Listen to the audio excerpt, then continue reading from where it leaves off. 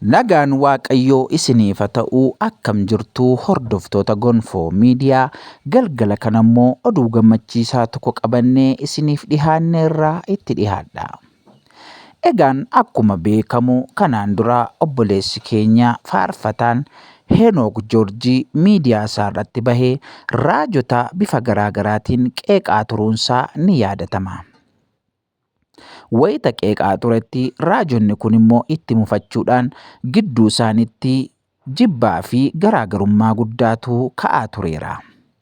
Egaan akkuma hundumti keenya beeknu yeroo muraasa dura faarfataan Henook Joorjii CD lakkoofsa 3ffaa isaa eebbisiisuun isaa ni yaadatama.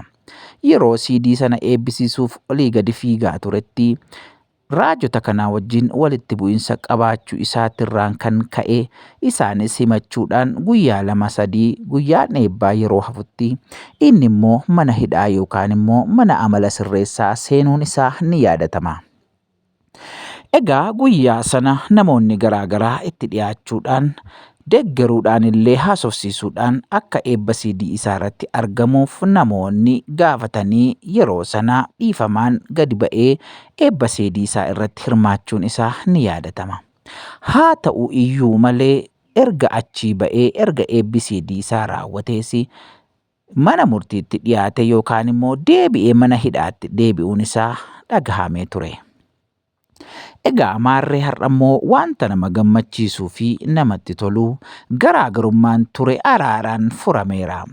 Iddoo itti namoonni hundumtuu argamanitti wal arganii dhiifamaan walitti araaramanii Henookis mana hidhaatii bahee gara maatii isaatti deebi'eera.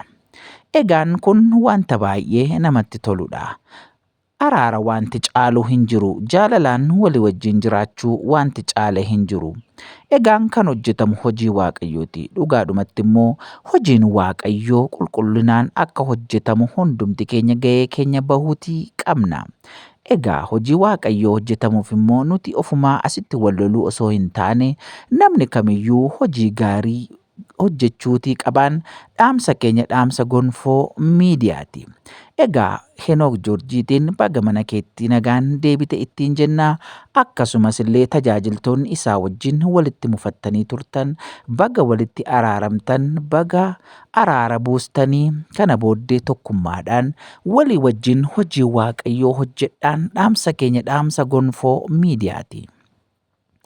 Egaa kan lola jaallatu kan diigamsa jaallatu seexana malee ijoolleen Waaqayyoo walii wajjin tokkummaadhaan jaalalaan walii wajjin ta'anii hojii Waaqayyoo hojjetu waan ta'eef kana booda waliin ta'atii hojii Waaqayyoo hojjedhaa. Hojii babal'isuu mootummaa Waaqayyoo itti fufsiisaa isiniin jennaa. Shaaloom baga gammaddan baga gammannee hordoftoonni Gonfoo Miidiyaas baga gammaddanii nagaa wanti caalu hin jiru isiniin jennaa. Eebbifamaa.